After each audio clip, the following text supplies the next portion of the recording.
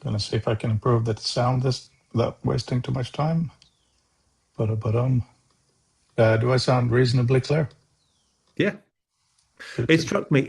Is there a time zone change recently Yes, in the US, which is out of sync? So yes. It's 30. you're obviously on the top of that. I just wondered what was Yeah, no, happening. I wasn't last week. Hang on, where are you? There you are. I wasn't last week, and Jamie was presenting, and he was an hour early. I didn't know then, but apparently today is the last out of sync day we have. Yeah, yeah. So we'll see how it goes. Who shows up today? I did a bit more kind of social media stuff. I made a little song that I posted. I don't know if anyone will respond, but I'll try to. Considering I play around with these things anyway, might as well, right? So hang on, let me just send it to you for giggles. How do I do that here? There we go. What, Yeah, I'm will sending it you an be Instagram. is it in the chat? Oh yeah, sure. Yeah. Okay, let's see what we get here. I may have to dive in and out today. I'm not in my usual location, but we'll see. That's fair enough. Hello, Peter. There. I don't have your email address. Could I have it, please? Because there are some updates, and I feel horrible I can't reach you. Okay, let me put this. Put it Thank in you. chat here. Hey, Randall. Evening. Just adding a contact for Peter because I didn't have his email address, which is not useful. And hang on 1 second. Copy it now. That didn't copy the whole thing. I unfortunately have to drop on the hour to meet with the Metropolitan Museum. So it's for a good cause. That sounds good. Yeah. Wonderful. I'm not sure if you've seen, Frodo, the 3D models that they've released recently. No. It's great. On, I think that they'll work. I don't know if they'll work on Quest, but certainly Vision Pro and phone. They've digitized 140 objects ranging from small little, plate chips to entire Acropolis, not Acropolis, but like a big tomb. Really, really interesting to be able to see. And I want to chat with them about where inline models might be able to come into play. That is very, very interesting. Yeah, I'd love to see that. I would. I have no idea who's coming today, but let's wait another minute. How is everyone? Starting with you, Brandel, since we're already talking. Sure. Yeah. No, I'm very good. I will be going to New York in May. I've yet to ask Ken Perlin if I can come gatecrash his lab at some point, but I would love to go take a look at what they're doing there, as well as get to the Met and anybody else in the area who has any thoughts on spatial web, spatial CSS, 3D models, and any sort of future of text kind of concepts. So that's exciting and sort of just starting the proper planning for it. Sounds very good. And How in September, about you? Don't forget, Future of Text will be here somewhere. So if you can get to Europe, it'll be fun. I'll get Cool. this side. I have like 3 slides to go through to kick off discussion today. So, Jonathan, you were the first in. So how are you and where are you? I'm very well. I'm in Cambridge, the one and only, the real original. The real Cambridge. Good. And Peter, how are you? How are you, Peter? Well, it's me, Peter. Every time you Yes. say Peter, I think the other Peter was still calling. So it's like I'm I know. always Sorry. shutting up. Yeah. Well, I'm still primarily I'm in Hawaii on vacation, but so this is like way early in the morning. But we've had plenty of bad weather for Hawaii, like wind and rain and floods and volcanoes. Oh, really? Okay. So I'm just Yeah. putting my computer to do not disturb. Okay, good. That's done. Yeah, what time is it for you then, Peter? Yeah. Oh, it's only what is it now? It's 6:30. Yeah, 6:30 a.m. Okay, comfortably early then, in a sense. Comfortably early. I've been up for an hour or two, trying to get back on the East Coast time so I can slot back in the regular work Yeah, or that's regular good. not work. I just wanted to mention on that note, next Monday, normal. Monday after that, the 30th, I will be in Shanghai.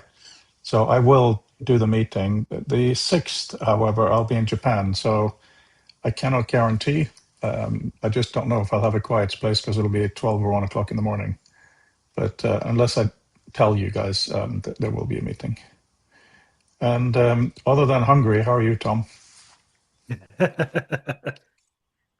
Well, because of the time shift, you're blending into my lunchtime.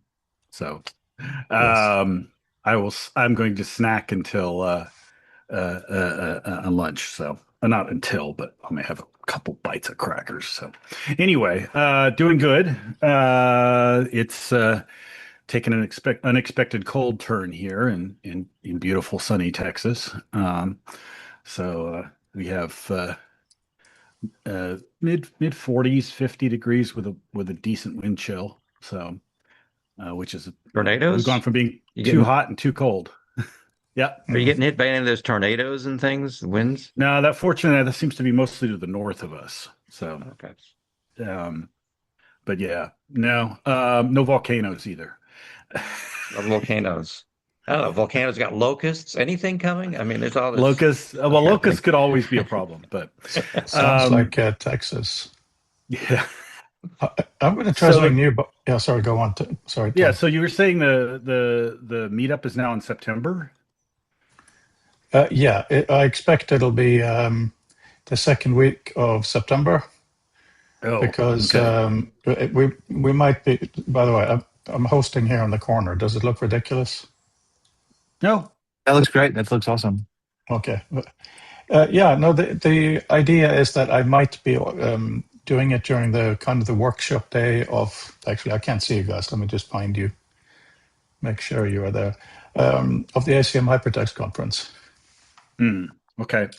But yeah. Well, I will definitely not be physically there because that's I will be in the midst of the beginning of the semester. So Yeah, we don't think it's perfect, but we'll see. Right. So very few slides just to kick off discussion today with a little demo of something that actually works. So it's so weird not being able to see you guys. Anyway, so the topic of today that I came up with this morning is pretentiously referred to as movement of knowledge. And by the way, if someone else enters, can you tell them so they can say hi so I know who's here? Ken said, I think about 2 weeks ago, that he also doesn't work in XR, even though he's a developer. And that kicked off something in me that there are many reasons for that, I would guess. One of them is that we don't have our own information in XR easily, other than as virtual screens, which of course the Vision Pro is excellent at. So here's part of the problem statement. And by the way, feel free to interrupt at any point to add or discuss or anything with these few points. But when you're dealing with information on a traditional frame display, there are specific affordances. You have your keyboard shortcuts available, you have your trackpad, certain framing, all of that. When you are in XR, you're dealing with a different substrate, a different environment, different affordances, different possibilities, all of that stuff, right? How do you both kind of technically, in the simple technically way, move between them? And also, how do you shape or even more fancy sculpt the knowledge to fit both of the medium? I think that is a really worthwhile question, because if you just take something from one medium into the other, it doesn't necessarily show the potential of the other medium. Do you guys have any thoughts on that? I will drink to make sure you will say something.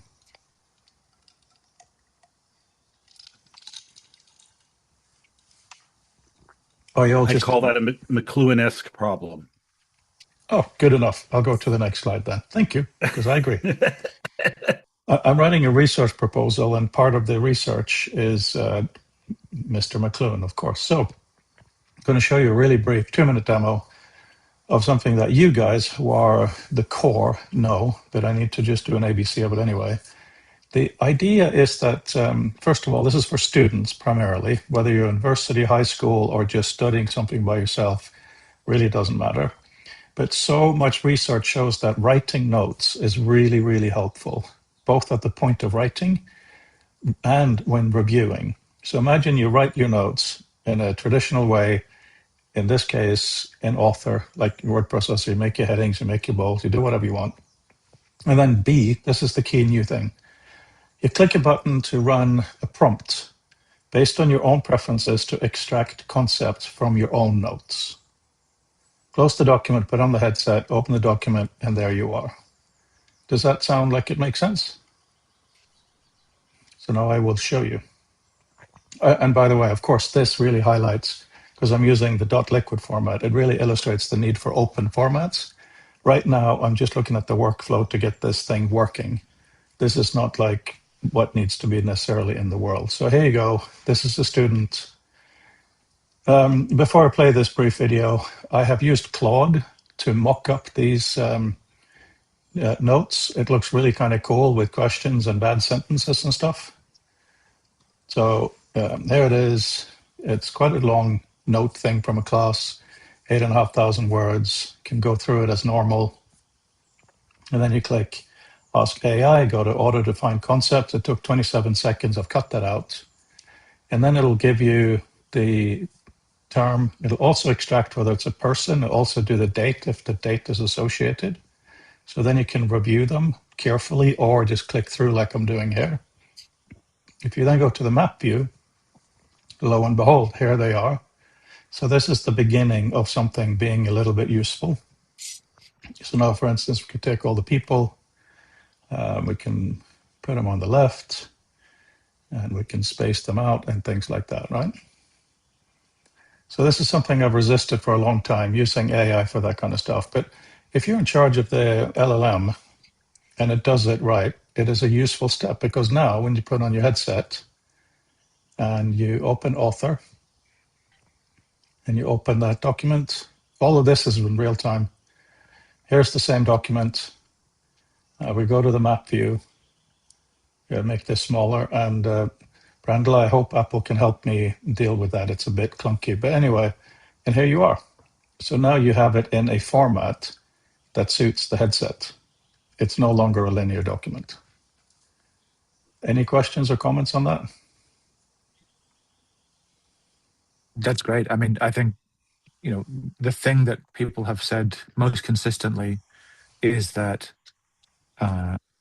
based on pattern matching, one of the things that AI can be best trusted to do is to find a bit of the sort of low stakes transposition from one sort of basis or form of information to another. And that's not to denigrate that, but to simply say that if it is not mission critical for the exact transposition to be, perfect, then that is the best kind of use case. And so if we have a recognized taxonomy of a good sort of spatialized node graph, and we have a good mapping of that to some ground truth of some of these documents, I think that's perfect kind of conceptualization of the general role of AI in most people's workflows, and a really good specific one in this case that I think should be easier than many others that people are kind of proposing as the next big thing for AI. So yeah, great work. Thank you, Brandel. You said exactly how I feel about this. To summarize it back to you, to do the students' own notes and not adding any extra data, it puts it into I call it defined concepts. It's not really a good term, because not all of these are concepts. Some are people and places, right? But we can maybe think of a term for that later. But for it to say, here's a linear document, how do I make it into bite-sized things that can be spatialized? That's really what's happening.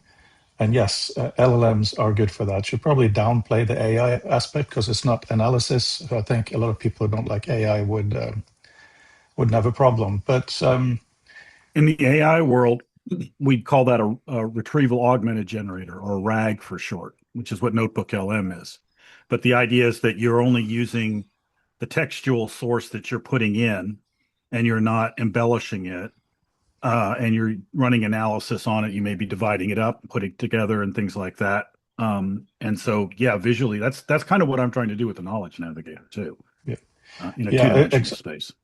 Agree on all those points, Tom. And yeah, yes, exactly. So just really briefly, because you guys have already gone through this, we've had discussions. I just had this weird notion today of wanting to play with this like a yo-yo, a yo-yo professional. You do things with your hands, things move about, right? So to make it flexible, intuitive with gestures and buttons, hiding, revealing, selecting, focus and context, and more. So the actual technical problem I'm having now, and the reason the video is so short, is for some reason, when it's generated in this way, the categories are not seen by the author vision system. So I cannot select by person or something like that anymore, which is really weird. But that's just a practical thing. The guys managed to make it work for today, so that's good. So yeah, the problem statement from before, just to remind us to discuss it, different things between the different media, how to move between them. Hey, Peter. Sorry, I'm late. Just finished brunch. I'm going to, let me just see if this one, okay, this one already has it. I'm just wondering if I can do a brief live one. So, okay, so I say, okay, so there's something here already, right? But if I take, this is, no, yeah, this is one of our meetings. So we just do auto-defined concepts, just 508 words, shouldn't take very long.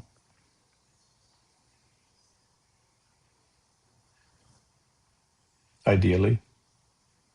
Oh yeah, America's waking up. That does actually slow these things down quite often.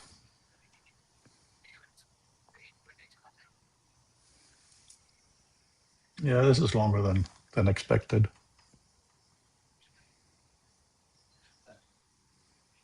That's funny. It reminds me of was it Coronation Street that the British energy companies had to keep an eye on in order to time when to put the peaker plants on for the ad breaks, because everybody would get up and put the kettle on. We need that for the beginning of the workday in West Coast US for ChatGPT. Oh, a friend of mine was doing did a PhD thesis on this question of when to switch on and off power stations, and they used Coronation Street as a classic example because apparently nuclear power stations take hours to warm up. So, and obviously, but wind power can drop very rapidly. But nevertheless, if you've got something reliable like Coronation Street, you know when it's going to be on. You can switch on your nuclear power station like 6 hours early, and you'll be great. And it's the breaks in the program that causes the power surge, because obviously everyone has to go and make a cup of tea. So you switch on your kettle. I think in the US you don't really use kettles, and you're getting 2 kilowatts or something of surge from 10 million households. So here's a live one. So I asked Claude to make Macbeth into a Star Wars story for Edgar. So now it's extracting institutions, events, and it doesn't really have dates because it's not a real thing. And if I now go to map, here they are. And you can still see the relationship between them. And if we do things like select similar, it knows what things are, so I can do things like this. So with keyboard shortcut, these things are really quick to do. You can do stuff like that. So yeah, my point today really is, if you can't take it with you, what's the point? And in the kind of marketing today, hang on, just a last thing I promise for now. I made a little song about this, and it says, I'll paste it in the chat because it's a bit pathetic, but it's also poetic. It ends with, this is your knowledge. The ultimate display was always you carrying the map of everything you know. That's kind of a nice thought. It's very Fahrenheit 451. Yes. I mean, the end, not anything else in it, but the people books. Yeah. Yeah. Oh, right. Yeah, of course. So yeah, this what I'm doing now is trying to open up a discussion of how do we get the right stuff into the headset, because if it doesn't really fit this new medium, it's really forced, and I don't think it's straightforward how to do that. This is just one experimental approach. Yeah. I mean, one of the challenges, as we've been sort of discussing and considering spatial CSS, is that there's a lot of parameters that have some plausible kind of representation within a non-stereoscopic, non-spatialized kind of display medium. So people could have divs in CSS sort of lifted forward or backward or rotated, but they don't have the same significance. There's not really the same reason for those things to be represented in that way. And so they really take on a new life in there. And I think that does mean that there is perhaps enough of a rationale to say that these things should be take the semantic notion of what a thing is and then define what that means in a spatial platform, rather than saying to people, you should be considering, positioning things in X, Y, and Z and having scales of a kind that aren't appropriate to see on a monoscopic untracked display like a 16-inch monitor.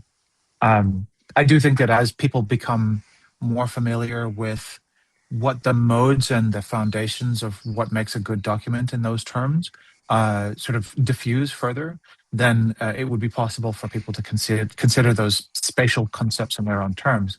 But you think about the fact that, like, I don't think WordPerfect ever did this, and Google Docs only just switched it to it as the default, as an unpaginated continuous document, because most documents are never printed, so they never have to live as A4 or letter or whatever you happen to be using.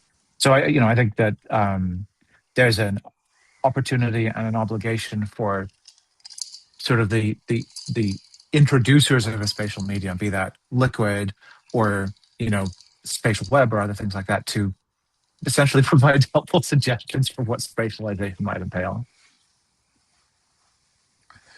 Yeah, I completely agree with you.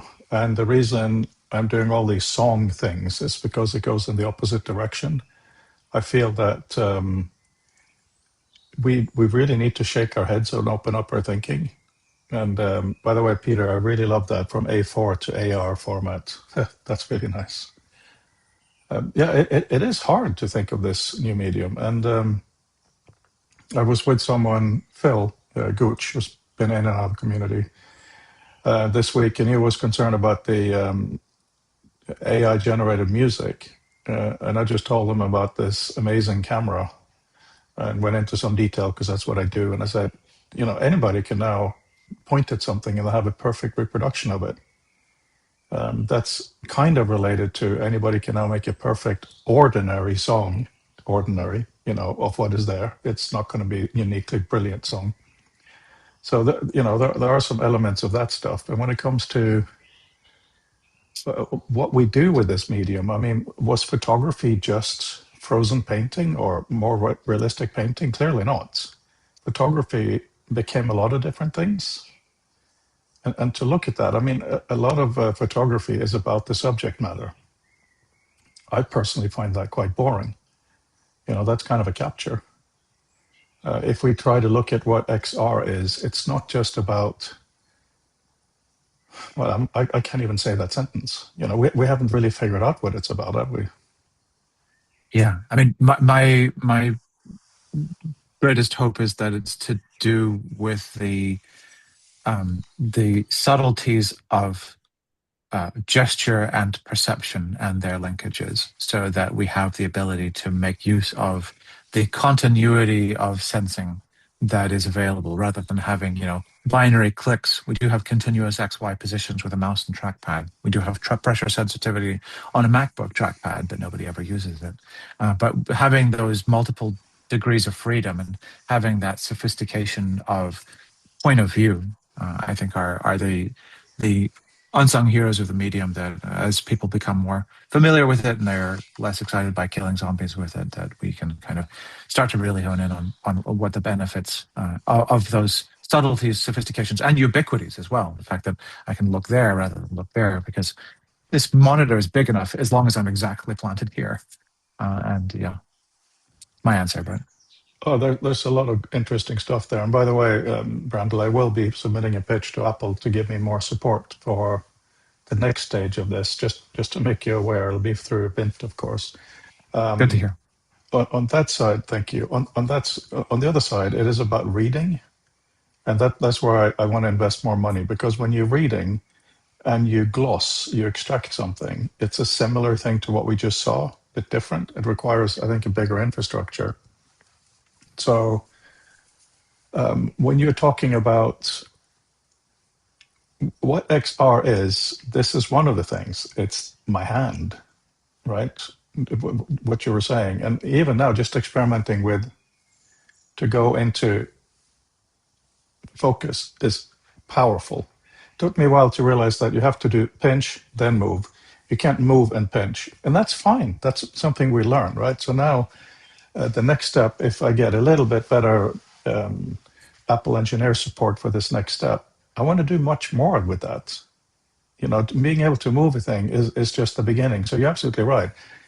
It is so hard to pre-conceptualize before we go into the headset.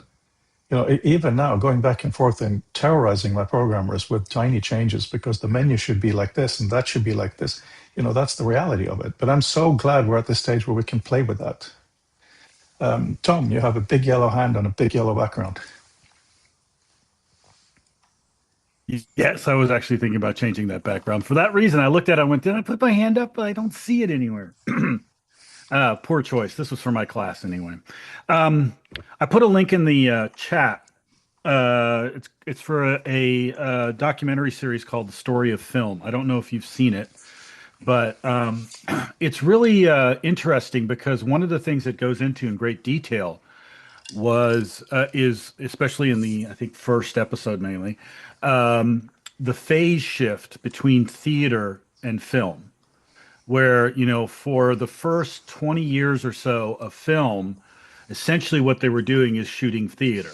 And in the same way that television basically shot radio plays for a while until it figured out where to go from there. But that this required a certain amount of mental shift and in terms of what the possibilities of the medium were. And then, of course, with film, suddenly we got cuts and we've got jump cuts and all these other things that are, you know, zooms and things like that, which were not possible in theater. And suddenly that changed the expressionism of the film. It didn't get rid of theater. It didn't, you know, but I think we need to be making the same sort of thinking about, doing the same sort of thinking about the future of text or the text in this medium. At some point, and I don't know if we're there yet, and I'm not pretending to have the answer, but at some point we are going to have some sort of conceptual phase shift in terms of the visual expression of things. One of my favorite, I may have told this story before, but one of my favorite Second Life stories was when I always kind of was a little bit tentative about Second Life. It's just it didn't really do what I wanted it to most of the time. But we used to have these conferences in Second Life, and it was like, okay, this is a really lousy way to watch a PowerPoint deck. and so and I'm like, so what's, you know, where's the beef, right? But then one day, someone a friend of mine was giving a presentation on learning management systems. And he's like, Blackboard, you know, you guys all just buy into Blackboard and you follow it like a bunch of zombies. And he said, what do we do with zombies? And he whips out a flamethrower and sets the audience on fire. At that moment, I suddenly went, wow, okay, this is different. This is something you couldn't do in real life. Yeah, that's very true and cool. I just want to say one thing before Brandel jumps off, because he has to jump off. Brandel, we're now almost at the stage where you can select a category like events and then choose where to space it. So to be able to have a timeline there and a timeline there, it isn't gestural yet, but it almost feels it. Anyway, I look forward to next Monday and have a really good, brilliant week. Thank you. You too. See y'all. Right. Yeah. No. Tom, you're doing something very lighthearted, and it's really, really important with those types of things. You know, it is. Was it? God, reading Peter's comment there. But yeah, no, there are very different things. Not a flamethrower. It's Nice, 1 Peter. o'clock. So, what headsets are you guys using these days? When you do, I guess it's mostly the Quest, right? I don't use one at the moment because I don't like the Quest and I can't afford the Vision Pro. It's worth waiting with the Vision Pro. I do agree. So, Jonathan, do you use anything every once in a while, or only when we're together? I don't own one. The last one I used in Camden. So for people who live in London, there's a great VR emporium. Don't know what you call it, which are showing kind of two different kind of films at once, and there's one at the moment about Titanic, which lasts half an hour. Yeah, it's an interactive. It's a space, a very large room, interactive. You're transported to the Titanic, both the bottom of the sea and the original Titanic, and it's extremely well done. You can move around and see things happening, go up to people and overhear them and so on. Things have really come on since the last time I went to one of those things, and I did afterwards ask the owner exactly what the headset was, and they were unable to tell me, which was extremely. They didn't seem to know, which was very frustrating. It wasn't a Vision Pro, but it didn't seem that far off. It was obviously a very expensive, high end, big thing. Interesting. There were no wires, so you were free to move around. So, well, it's well worth going to Frodo. I mean, really. Okay. Now It's not I've heard expensive already. either. Did you do the Viking one as well? Apparently, there's something. I didn't know. The other one on the moment is Colosseum, but they've got a turnover. They're doing an Everest one coming up soon. And Maybe we'll have to go together then, since we're in the Oh same yeah, continent. yeah. That'd be cool. Peters, what headsets, if any, are you using at the moment? The Quest 3. I really love using it to multiplex my display. That's like the main use case. And Peter Demetrius is nodding. Yeah, I ended up actually using some simple Lenovo glasses, not even a headset quality thing, but it just does my extension of my display. Not as good as a real headset would, but it's easier to take on and off and see the keyboard and have my fingers around and get my coffee and things. But I'm tracking more the camera on the laptop, doing kind of head tracking to make it work, and it's kind of clunky. So it's not nearly as good as a real headset, but like the Vision Pro is like the Cadillac, the Maserati of everything, and I'm probably not going to get one of those too soon, just because I don't want to build something that only runs in the Cadillac, and none of my friends can ever have it. I can't share. No, I share that frustration. I mean, I can only build in that headset because my team is Mac, and pros and cons of developing in the same ecosystem. We have so many limitations, but at least we can do it.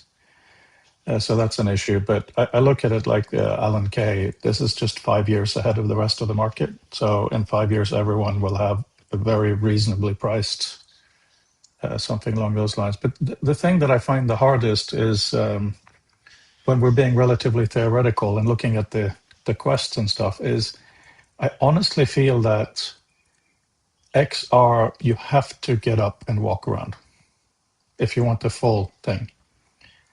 I feel that we really learned that with the work that we did with Sloan, which was sit in a rotating chair and you're in a kind of a ball or a cylinder, which was a very, very interesting experiment. But that could kind of been done in with just displays, except for the one thing you have in front. But when you go up and you have it here and there, and even the very basic thing that I've built, which is just basically a cube and something always faces one direction, even that, There, it gives the sense of if it was truly spatial, we could get further. But it comes down to all the little polishes. Like right now, when you select person or whatever to select, as in you go to the menu to select, the menu is a bit too big, and the way that, the options are too many, and the way they've implemented the pop-up menu in Vision, if it's beyond a certain amount of options, you have to scroll in the pop-up menu. So person was hidden. So now I have to do the detail of moving person down and taking something else out. Just little tiny things, because if it's any kind of an effort, you stop doing it, right? So the things you want to do, that's why I like the idea of a yo-yo. So just to try to do it more. I really hope that next week, what I showed today will work more, and that you guys can hopefully find someone nearby to test it with and experiment with, so we can talk about it from that perspective as well as others. Can I just make a tiny point? Can make any size point you would like. Because just a minute ago, you're talking about how what you really want to do is to walk around the scene that you're in, or the real scene in XR, and kind of really get busy with the data. But obviously there's this tension, isn't there, between this. It is quite inconvenient moving around a lot, and one of the great benefits of just pinch and zoom and all that kind of stuff on your phone or tablet is that you do not have to move. In fact, you don't even have to move your hands, or hardly have to move your hands. And as you said just now, doing this kind of thing, quite apart from the sensitivity of it, just physically moving too much, is a hassle. So I don't have an answer, because obviously I can see how attractive it is, the idea of physically moving. But I think it's something the data should be arranged in such a way maybe that you don't often have to do that. And so that's a macro thing. And the micro thing is much more like our current seated kind of... I have to respond to that. I fully agree, and I fully don't agree. Reading is probably best done still on paper, as I think we all agree, right? So there is a continuity here of interactions and spatiality. So very often, your effort should be absolutely minimized, even in a headset, Jonathan. I completely agree. But I do think that to unlock the potential, because we have muscle memory, we have spatial memory, you walk over there, you know something is over here, that becomes something else. Plus, when you move, you're exercising, so you're breathing differently. So you get all these things. So I think we should absolutely work on the seated experience, no question. But the moving experience is part of what is completely unique about XR. Because, you're not going to be able to have a gallery with monitors hanging all over the place and you walk and you don't bump into them. So that's why it's really, really fascinating and important to deal with this tug between these two different things. So yeah. Peter. Yeah, I think the biggest problem with being able to move around is that not everyone has a suitably large space. I go 3 feet and I'm smashing right into a bookcase, because I have bookcases everywhere. So my ambit in my office of being able to move around is highly constrained by all of my physical book apparatus. So what we really need to have is the equivalent of a Quest in a universal treadmill, an omnidirectional treadmill, or have everyone wearing, little soft slippers on one of those skid-based systems where you're walking in place, but you're actually sitting on a parabola dish, and every time you take a step forward, you slide back to the middle on your own. Or hollow tiles from Disney, which heaven knows how astronomical the pricing on that would be. But I really wish they'd come out with a cheap, small little one that you could stand on yourself. Or some people have the powered roller skates, so that you could be walking on the powered roller skates and they'd roll you back to the center. But we need some physical affordance that we can strap onto our feet or strap ourselves into, maybe hang from the ceiling on a bungee cord or something, so that we have the ability to move around without hitting things in constrained spaces. Otherwise, we'll have to wait for people in McMansions to all have big VR rooms. And I can see that being like the next big selling thing on one of the House Hunters shows. It'll be, and here's the VR room, and you'd step into it, and the entire room will be painted green screen green, and there'll be cameras hidden on all the corners and all. And they'll have a little table on the side for charging your VR headset. I understand the constraints, and almost everything that I'm working on is AR, not VR, partly for that reason. And I'm trying not to use my phone more these days. I put it inconveniently away, like at the bottom of my camera bag when I go out, so that I use my watch if I have to, like remember this or whatever. So I completely agree with the kind of the spectrum of interactions. I completely accept that VR is useful, but to be able to go, as you said, actually, Peter, to a physical bookcase, and you take out that book, is an amazing thing. So maybe in your case, it would be really, really interesting if you could overlay other knowledge onto your real bookcases. So like now I'm working on this thing, and the bookcases are still my my reference points, right? You still have that, but there is something really magical about, you have this stuff and now you walk past it, right? If you pull it, like in the early experiments that Brandel did with Bob Horn's huge mural, where you don't do the fake movement because it can make us queasy. Well, it could make me queasy, but what you do instead, you pull and push the entire mural, so like a whole wall move. Absolutely useful, no question. But when you're in a physical space, and yeah, it's just magical. I'm not sure if the text recognition in headsets will be good enough, though, to be able to read the spines of my books. I have so many volumes; they're all different sizes, wild different color schemes on some of the spines. And in order to be able to overlay the information, it would really have to probably have much higher resolution camera and an awful lot of CPU power grinding, because think of how many book spines are visible simultaneously. It's got to decide which little vertical rectangle slices represent the individual spines. So first that's to segment the view field into all of the different individual book spines, then run OCR, I guess, in parallel on each one of those rectangles to be able to read those book titles. What I could say would be sort of a hyper reality model where you have a bookcase in front of you, but it actually has completely unlabeled book spines, and all the books are a consistent size, and you're in VR, and it could be overlaying spine titles on physical dummy slug books, and you could pick up a dummy slug out of the bookcase, open that up, and then it could project and overlay the pages of the book in front of me as I'm flipping through it. So something like that, but having it be the actual real books that are already printed, and having the system try to juggle reading the book pages as I'm flipping through them on the fly to be able to do that. I think that's a little bit past our processing power right now. But we might be able to fake it, like I say, with fake slug books. I agree with that. I just took a picture of my bookcase here. I'm waiting for it to come through on my photos album to do a little test. I kind of agree with the limitation, but the fake book covers, I think, makes more sense, absolutely, to use that space. Now, let's just see here now. And just for fun, just to see where we're at, I'm going to do a screen sharing. Because if the book just had a straight white spine on it, then the AR system could overlay titles on it, and you'd basically be reusing the same book slugs depending on the context. And you still have something you could physically, tangibly grab and flip open. Oh, that's funny. I searched for the word peak because that was in the book, and it's found all these mountain peaks. Okay, well, that wasn't very useful.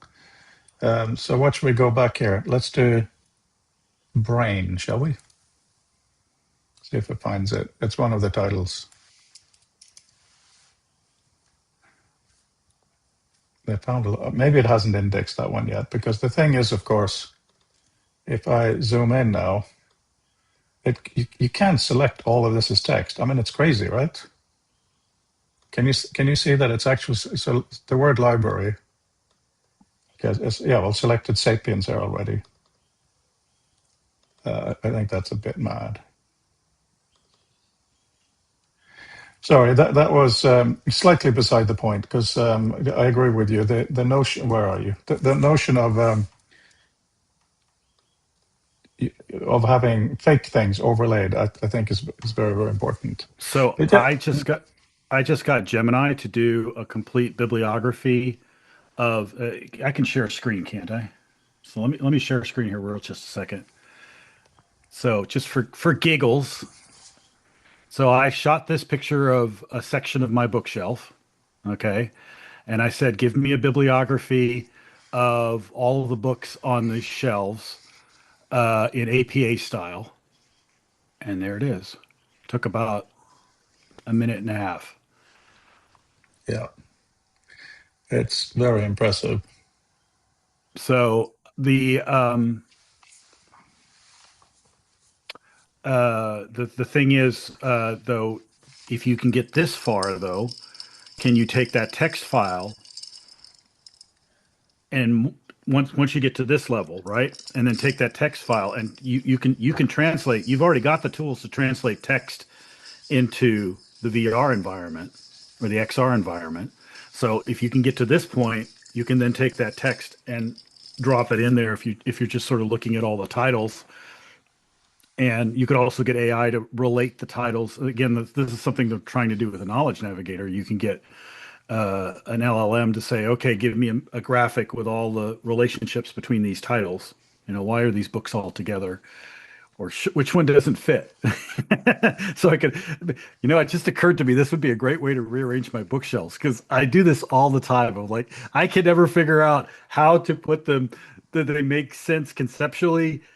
Alphabetically doesn't make any sense at all.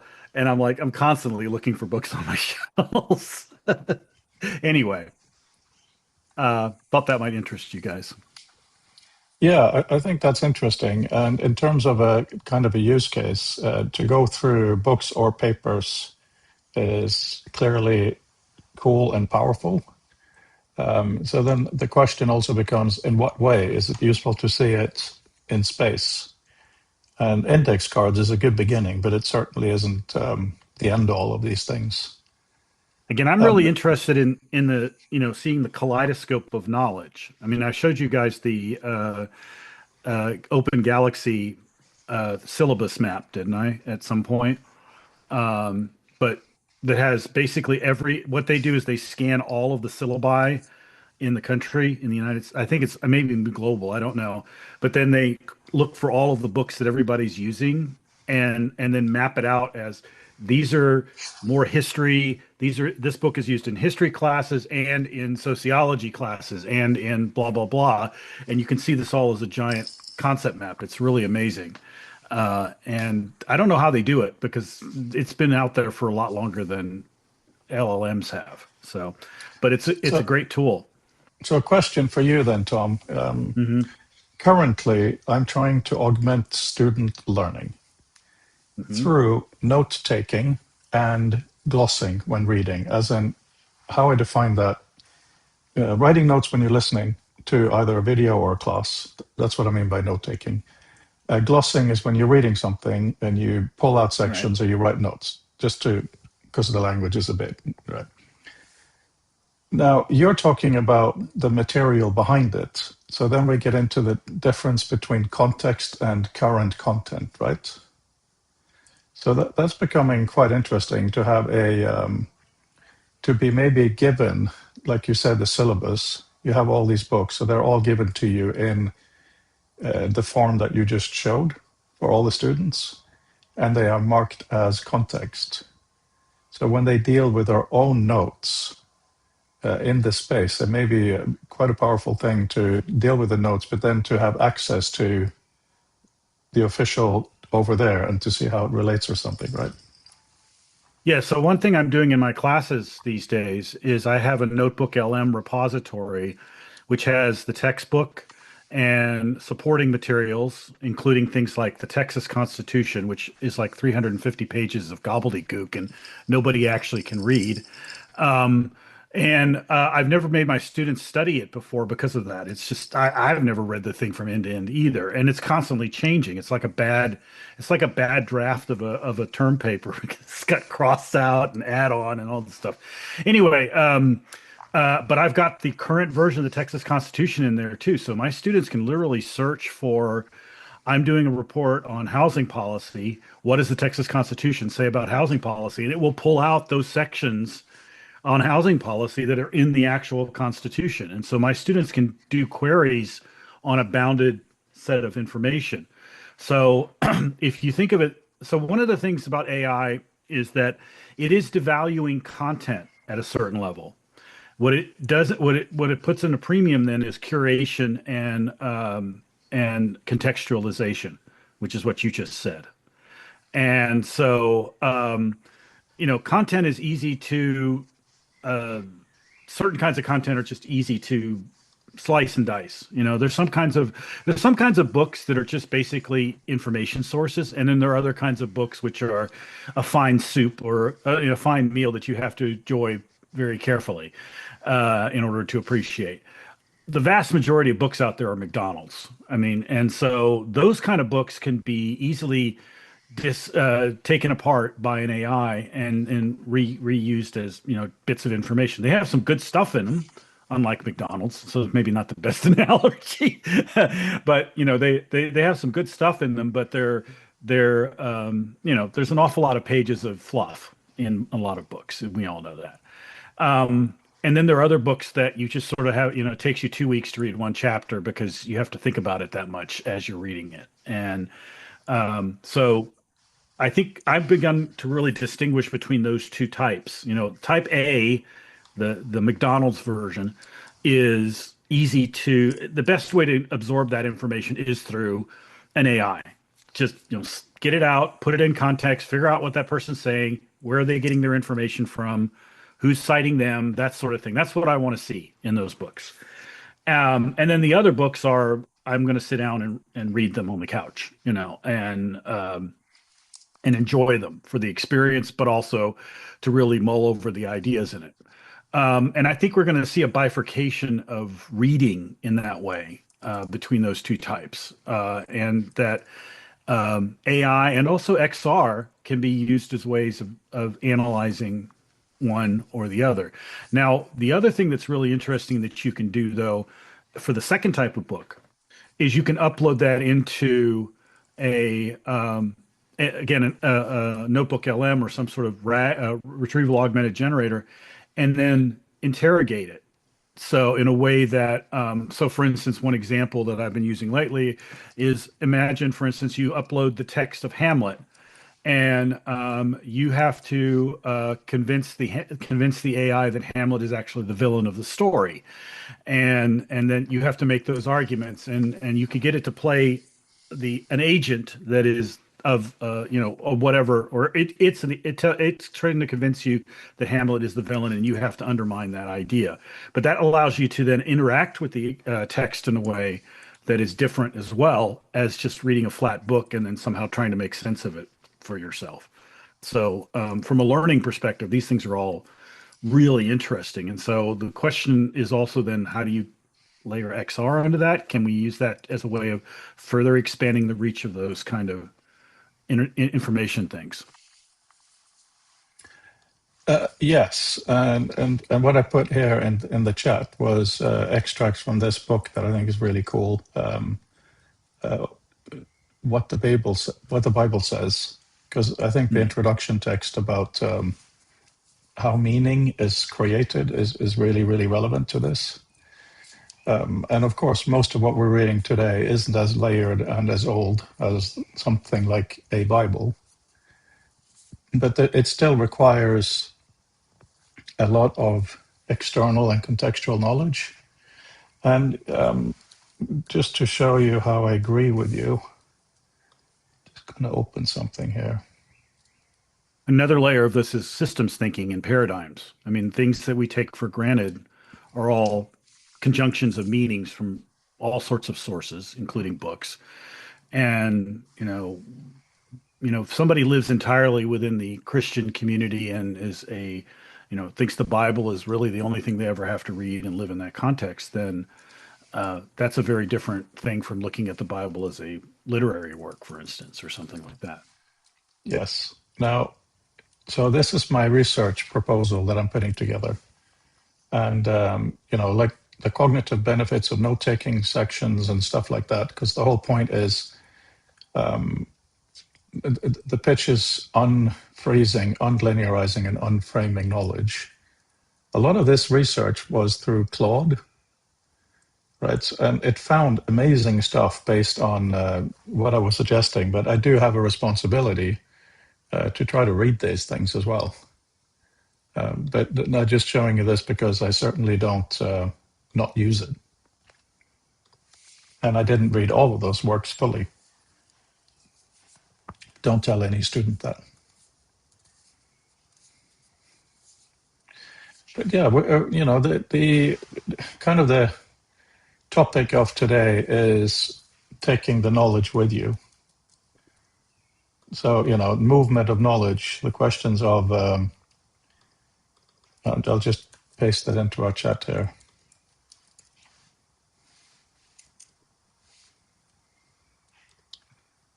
How do we do it? And what is the kind of different stuff in the headset? It's still quite difficult to determine, isn't it?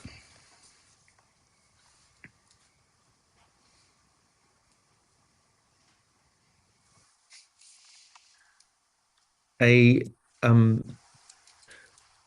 question which often pops into my mind when we're looking at these demos of essentially a document or notes about a document being put into space put into 3D space, and then obviously you can move the concepts around, usually to arrange them for your own into your own groups or however you would like to see them. Now, I'm never clear if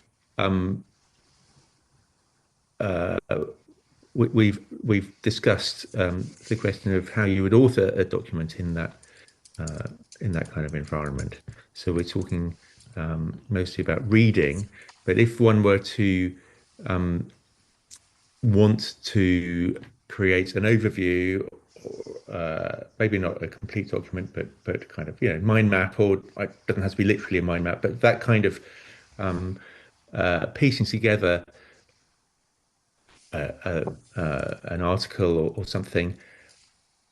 It seems to me that by attacking it from that end, it makes it much clearer that one needs the spatial arrangement to mean something, and probably mean something objective, so that you are not, if you imagine, I'm trying to think through a sort of some reasoning or something, you could have a way of creating concepts and putting them in space, but without an interpretation of that, you can't easily do very much with that, because you're basically maybe going to want eventually to translate that back into something more like a written document. And how is that translation to be done without an interpretation of of what you mean by the spatial arrangements? That was juicy. One could expand onto that a great deal, but you might just start with that very, very simple thought: how do you go the other way? And hang on, come say hi. My beautiful assistant just brought the reference. So, Jonathan, in answering that, this book that Andrea made me read, and I'm highly recommending it to all of you, basically the physiology of the brain. This is how far I've managed to go with just little sections. It's extremely well written, and it talks about here, this particular thing I was reading earlier today, about how a memory is formed. I'm going to read you a little bit. It's really on point to what you said. So we're talking about long-term potentiation, basically remembering, not just short-term, right? LTP, first demonstrated in 66 by Terje Lømo at the University of Oslo, is the process by which the first burst of NDMA reception activation causes a prolonged increase in excitability of the synapse. Hundreds of productive careers have been spent figuring out how this works. And it comes down to this, and I think this is kind of crazy. The calcium tidal wave causes more copies of glutamate receptors to be inserted into the dendritic spine's membrane, making the neuron more responsive to glutamate thereafter, etc. Obviously, there's more, but the point, and the reason I'm mentioning now is to actually have something stick in your brain, the dendrite, because things are already connected with the dendrites and axons anyway, right? So there's a new thought, and it's like a professor telling you again and again, so you get this potential going. At a certain point, the neuron itself says, okay, calm down, I get it. So it has to build, it basically, the way that I view it, a calcium tube almost, like a thick protection for that connection. So now it's stuck. I get it. This is an actual thing. That is the level of physical effort involved in learning something new. I find that absolutely mind-blowing. How does it relate to what you're saying, Jonathan? I think it relates to mental schema maps, not geographic, not spatial maps, but mental maps. Like if someone talks to me about an aspect of photography, even if it's entirely new, I happen to have a deep knowledge on that subject, so I will know where it slots in. Goes for all of us within our passions, right? My feeling within this is this spatialization of these things can be really, really important to try to, and I'm absolutely not the first to say that in the community, but have an external representation of what you know, so that when new things come in, you have somewhere to put it, like literally in a map. And that map doesn't really need to be with item over here or over there. I don't think that matters. I think what matters more is that yo-yo interaction, that you can smoothly move things around. So the shape is very, very secondary, which is weird when talking about something spatial, but it's the malleability. And this is why the way that I've built organized by time is a command, not a template. So let's say that you have all this historical knowledge, you get something new, you select that new bit and you say, I want it in XYZ by date, foreground or background, whatever, you choose that, then you have that. But that is just temporary for you to see how it relates, right? So to be able to have the interaction so that your internal schema can have a few nice bits, and then you can more easily see how it fits. I have a feeling there may be something there. So that was a juicy issue, Jonathan. I hope we'll return to it many, many times. Over to you, Tom. Well, just to sort of pull that a little bit together in an XR format, the little experiment I just did has kind of got my brain revving now, because as Jonathan mentioned, the problem with a lot of organizing books is that most of my books fall into multiple categories. And so I want to sort them by, okay, this is a relevant book to design. This is a relevant book to visualization. This is a relevant book to blah, blah, blah, and so on and so forth. But of course, many things fall into multiple categories. So this would be kind of, so the one solution, the impractical one, is to buy a copy of the book that you can put in each category. But you'd end up with an awful lot of books if you did that, right? It would solve one problem, but create another. But what about XR? Because what I could do with XR is I could have a virtual vision of my bookshelf that places the spines of the books in every category and then says, okay, this is in bin number 1, but it also fits in bin 6, 7, and 8, but the physical book is located in bin number 1. Right. And so that I could use that as a way of organizing my external brain, that is the books on my shelves, as a way of visually, to where the XR is the one doing the duplicating. So instead of having to buy 5 different books for 5 different categories, I have just one book and 5 images of that book in an XR environment. And then so my virtual bookshelf has all those books, but my wife doesn't kill me because I have 5 copies of every book, which, isn't, it's kind of a potential issue. You can, I mean, the way that I'm experimenting with this is everything in this mapping environment is based on a term and a definition plus category. well, also time now. So you could have, title of a book or whatever it is, and then have a description that says diagrams, HSI, whatever it is. And if you have an external element that says one of those terms, if you select that, you will see a connection to them. And based on that, you can hide everything else.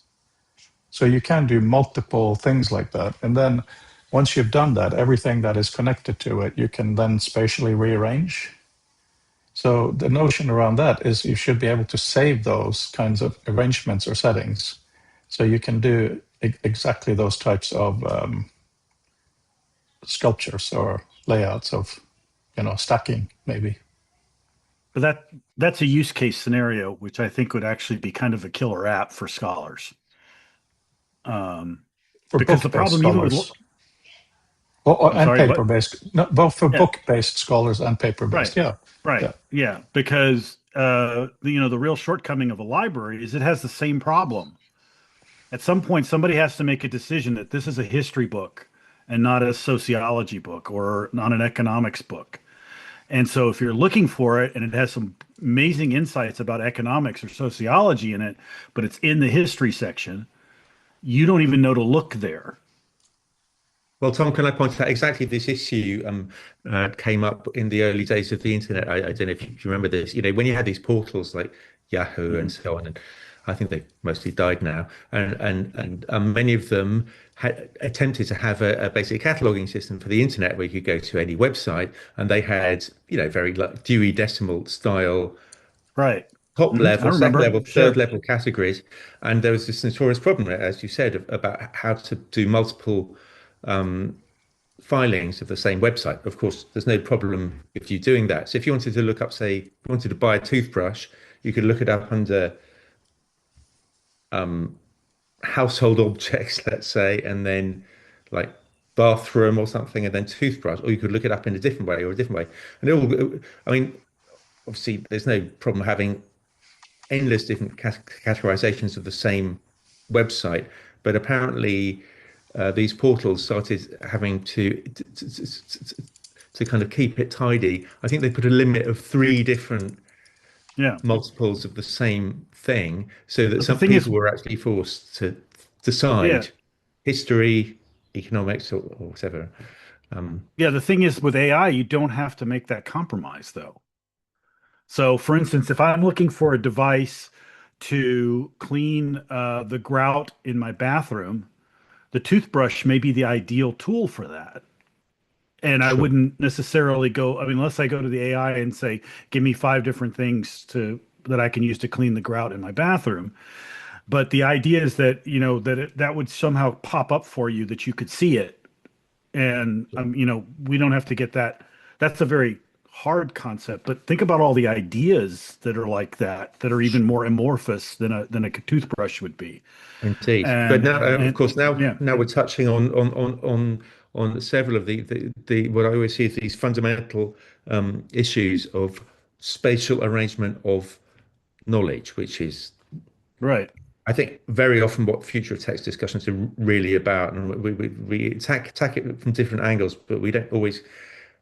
You could list 5 or 10 fundamental problems, and one of them is, as you've just said, yes, you can do some kind of search, either AI search or just a standard like web search, to find the thing you're thinking of, or that you may be thinking of.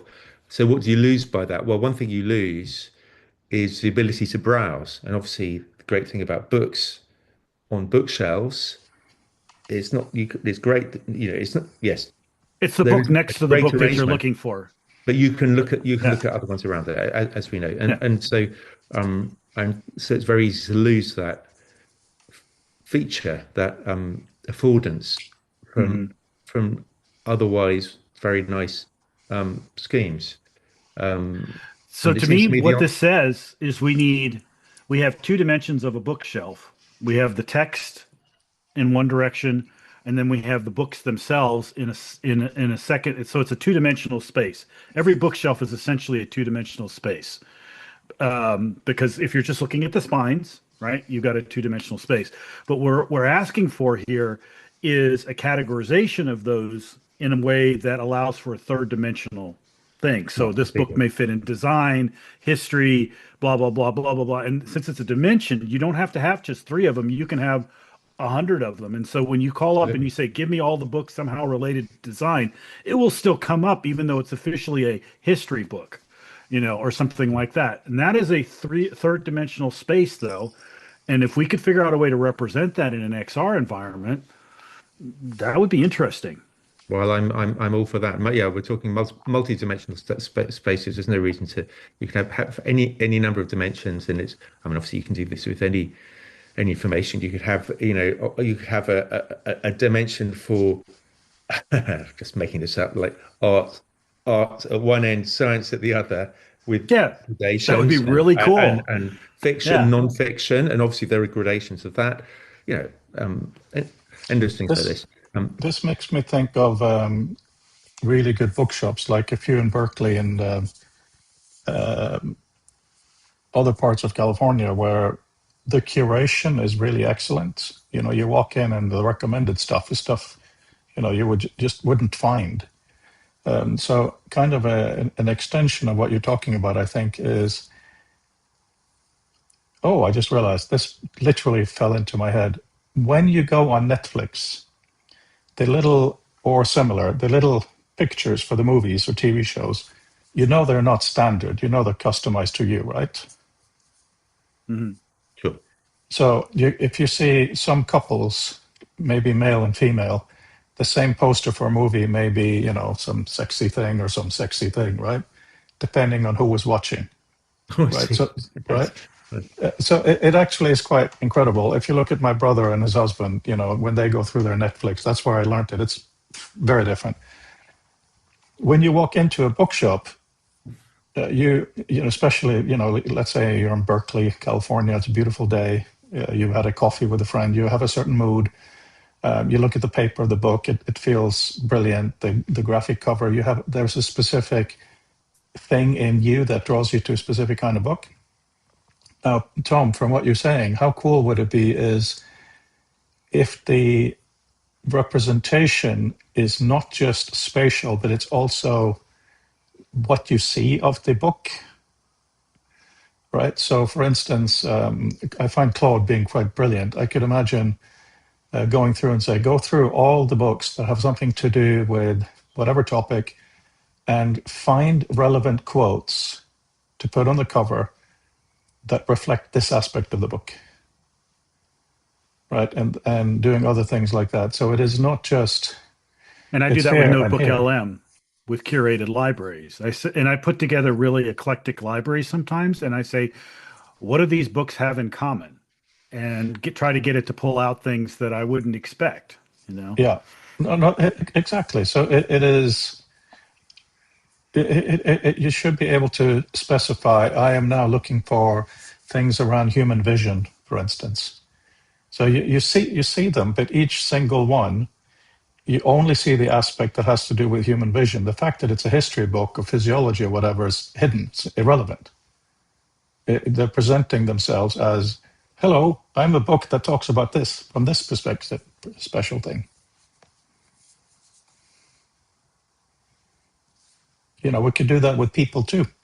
If we have data around authors and other people, like all of us here, if we go to one conference or another conference, we present ourselves very differently, don't we? Yes, you could have a profile. And we all have hidden hobbies and stuff that, may come out in conversation, but if the conversation never goes there, you don't know that, oh, look, Tom's also really into military history. So he knows a lot about this particular subject. And so therefore you can ask him, maybe he knows something about something that I didn't think he knew anything about. Right? Yeah. Well, this is obviously exists currently in the form of, typically in the form of filtering, which is often very clunky to use. But if you're in a photo app and you can filter by date and place or whatever, or a specific as you like, or indeed, as I was doing earlier today, if you're looking on a clothes website, I was looking at shirts, you can sort by material, well, you can filter by material, size, and home in on what you want. And and at least for shirts, you're getting a 2D grid of these things.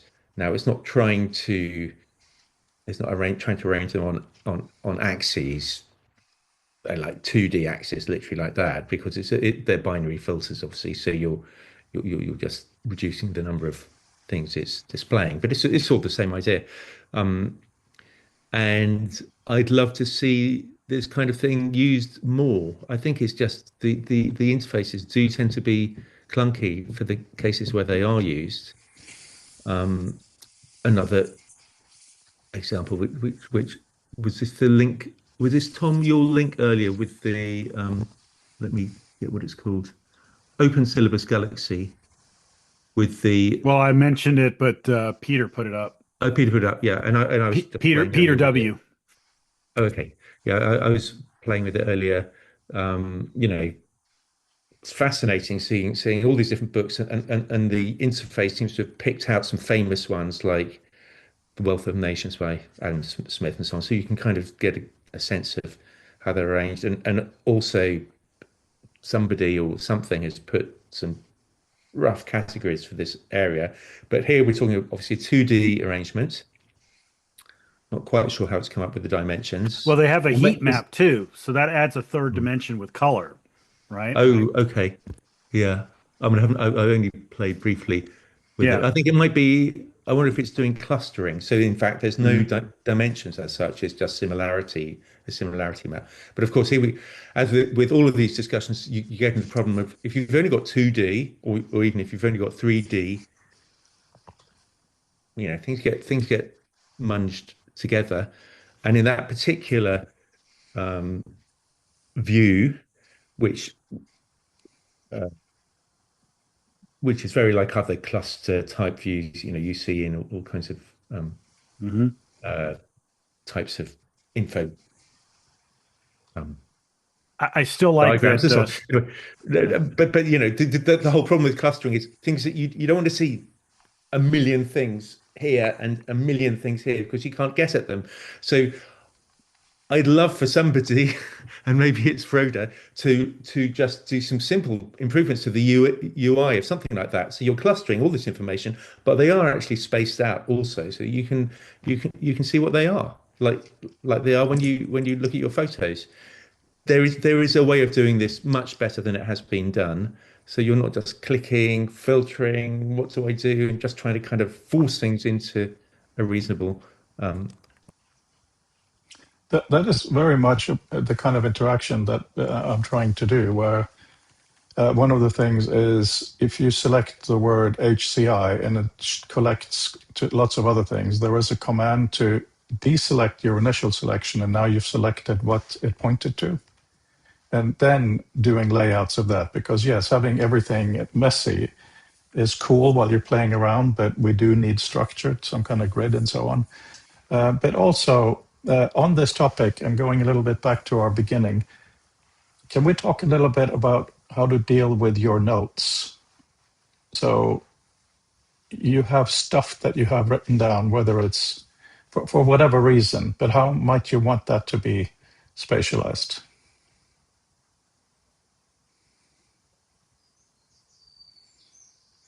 Oh, Tom, just briefly on that question, add shape and color. I think we'll talk about very different kinds of issues here, and it's really, really important. I'm sitting here with a view of trees outside, and of course I cannot see every single leaf on every single tree, but that is how our eyes have been trained over the millennia. So what granularity do you get to then? I think that's a very interesting question. But I think we're quite far away from that level of visualization because the intermediate, like the little boxes that I have, color and stuff quickly makes it messy, right? It becomes too much. I agree that it should be there, but it should be in a mechanism where you turn it on and off at will, right? but if we, yeah, no, exactly. We compensate by scanning. But do you guys? I mean, you all write notes, as far as I know, to some extent, right? Or not? Or you have students? I'm really lousy of it, about note taking. What about your I students? I don't tend to teach in a way that requires a lot of note taking. I mean, my thing is very big on experiential. I make them apply the concepts, and they don't take notes very well either. Certainly, they're not good at it in the class sense. But I don't tell them about the Texas Constitution. I make them interact with it in a way that is, say, um, what I'm doing today is the Constitutional Convention in Texas, and these are the political cultures that came into play there. And so here are the things that we need to design into this Constitution. Which side do you fall on? And then that helps them learn about not only how the Constitution is structured, but also why it's structured the way that it is. And they can do that in person as an active learning thing. Okay. So I've really transitioned heavily into active learning since I've really AI'd my course as well. That's another thing, because I can create them very quickly and easily too. But don't you see a benefit of the student noting down their thoughts or knowledge as they learn it? Yes, although I would say that with some caveats, in the sense of the process of them building stuff is essentially them taking notes. Because what I'm usually assessing them on is not the product, it's the process. Mm-hmm. So I'm looking at how they're getting from point A to point B, and in that sense, there's an escalating set of activities that they walk through, and that's essentially them taking notes. But instead of it being sort of abstracted from something I say, it's their struggling with the idea to begin with. I mean, I don't ever go back and look at my notes from lectures in college. No. I mean, I'm thinking more about taking notes and then using them for revising and to map out things, whether it's notes in class or whether it's not walking around the city or whatever it might be. Well, I'm at the opposite trying to automate extreme. Sorry, I'm at the opposite extreme, where I take most things I do are in the form of notes. I use this app, Ulysses, which is very like Evernote, just text, very slick. So I've got tens of thousands of notes in there, and I feel very strongly the issue we're discussing of how do you arrange them. Okay, you can search, but the Ulysses has got a kind of folder type hierarchical thing which I use. Lots of people using apps like that, or Evernote start using tags, which is like another dimension to try and get at your stuff.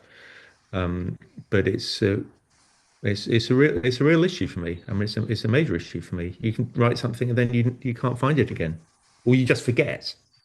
It's not that you can't find it. It's this issue, as Tom and I were discussing earlier, where you want to be able to browse, as in you want to be able to find something that you don't actually know is there until you see it. So that it tends to imply a spatial arrangement. Usually, think just like a list of search terms, but that doesn't get you that far. So, a really decent 2 or 3D arrangement would be much, much better for me. I think that gets into the question of what is context and what is current, because if you do what you're talking about, which is very close to what I'm trying to do, there are some things you don't want to move. You want to have at least topics in a known place and so on, and then everything else interactable within that. So that's interesting, Jonathan. Thank you. Peter Wasilko. Peter on the East Coast, who was muted. Oh, sorry about that. That's okay. My main note-taking application, of course, is Tinderbox. What I love there is that you have the notion of agents, so that you can build persistent queries that sort of sit in the background and make aliases of all the notes that the query applies to at any given time. So if something no longer becomes applicable to that agent, it will be removed from the listing under it, and it's completely dynamic as you're editing things. But for just discovering the thing that I don't know where it is, I also tend to have everything duplicated in DevonThink, and DevonThink has a wonderful concordance feature so that you can see, say you're grabbing a PDF of an entire book. You'll get a concordance of all the terms that appear in that book, and it also does related notes for you so that it can find things that are close. So it's sort of like doing that clustering RAG kind of a thing in the background for you. And if you have a term selected, it'll show you related terms. So for just pure exploration of raw unstructured meat, DevonThink is your tool.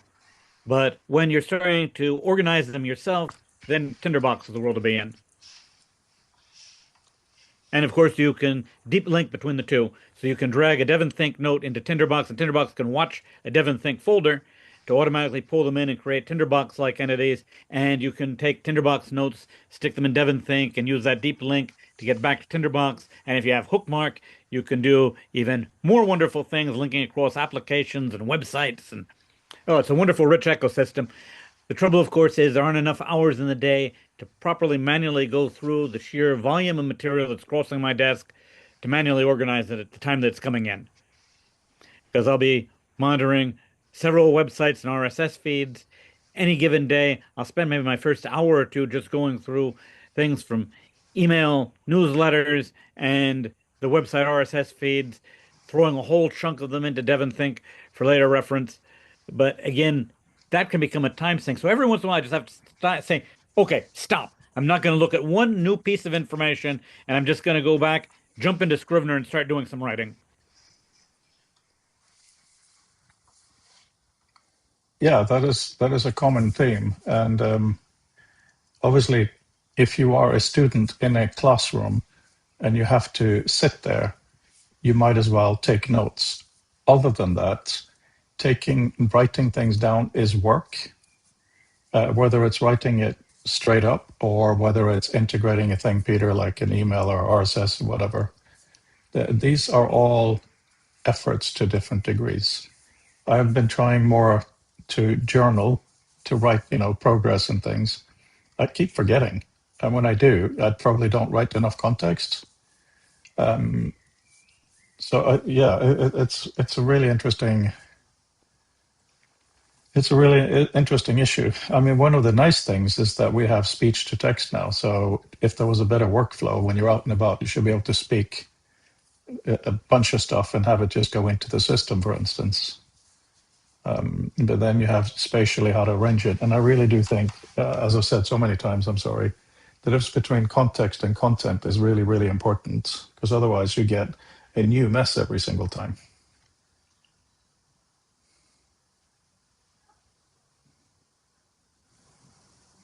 For Frodo, this issue of what you do when you're out and about and you're wanting to put information in. I don't know if this is what you really meant, but a lot of these note taking apps, so the one I use, Ulysses, it basically has an inbox, so there are various ways to like quickly just fire stuff at it. Ends up in the inbox. It's just another folder, and then you're expected to later move it to wherever you want it. And if there is a spatial system in the UI or something, then maybe that's how it would work. Stuff comes in one corner, and then you put it to where you want it spatially. I don't know. Maybe. I do think, Jonathan, you're absolutely right about it should be the entire UI. It should be operating system level. Completely agree with that. That can't happen because these companies won't let it happen. But that is why, again, I use the notion of context, so that you can curate your own default space, whatever that might mean. So when things come in, you have somewhere to put it. Sure, but obviously you're prototyping ideas, which in principle could be made part of Visionoz. It's not. I think it's not an objection that you're not allowed to do it. I don't. insofar as you can prototype it within one app, then that's I think Apple and other companies today, they are not really interested in giving us choice. I mean, there's been so many videos lately of how the latest iPhone is the same as all the previous 5 iPhones at least. And when mobile phones started, you know, is it a flip phone? Is it a BlackBerry? There was a huge ecosystem. Now there's no real incentive for companies to support an ecosystem. You know, you get whatever sells. So the feeling of what Apple or Meta or whoever will provide on the desktop level, I have absolutely no faith that they're going to invest anything useful beyond something for the next sales pitch. So that's why I think that an open community with, going back to the topic of the beginning of today, how we move our knowledge becomes really, really important, because they just ain't going to do it. And that means making sure we have open enough standards. It means that we must have these discussions more and more. And that's why I'm so grateful you guys are here, in case you didn't know. Yeah, I'm afraid I have to leave punctually today as well. And I'm wondering if we should start half an hour earlier like we did for a while, but I don't know yet. But thank you. And I look forward to seeing you on Monday. Peter Demetrius, are you flying back within the next week? Yeah, on Wednesday. So hopefully I'll make it, the weather here. But I should be on one day. Yeah, we're not jealous of the fact that you're in Hawaii at all. No. A little. No tornadoes, but big winds and everything. There we go. Right. Be safe. Yeah, that's beautiful. Beautiful. Be safe, everyone. And on your way back to Peter, take care. Safe travels. Stay healthy. Bye-bye.